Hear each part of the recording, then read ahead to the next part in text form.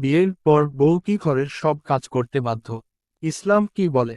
বর্তমান সমাজে বেশিরভাগ পরিবারে দেখা যায় বিয়ের পর শ্বশুর বাড়ির লোকজন ছেলের বউদের উপর পারিবারিক কাজগুলো বাধ্যতামূলক করা হয়েছে, যা মোটেই কাম্য নয়। এই বিষয়ে ইসলাম কি বলে? চলুন বিস্তারিত জেনে নিই। অনেকে বলে বিয়ের পর বউয়ের দায়িত্ব ঘরের সব কাজ করা, রান্না, কাপড় ধোয়া, পরিষ্কার, খেদমত। কিন্তু প্রশ্ন হলো, ইসলাম কি এই কাজগুলোকে স্ত্রীদের জন্য বাধ্যতামূলক করেছে? না, করেনি।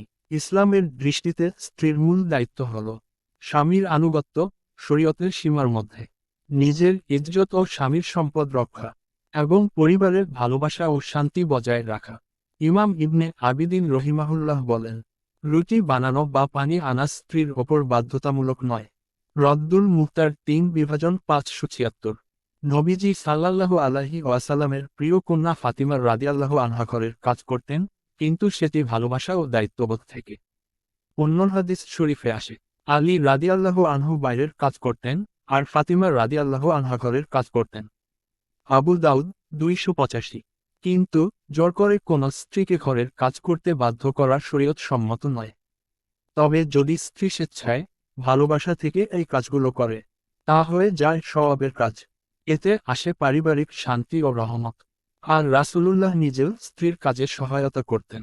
সহিহ বুখারী 676। আল্লাহ যেন আমাদের সঠিক জ্ঞান দান করেন। আল্লাহুম্মা আমিন ইয়া রব।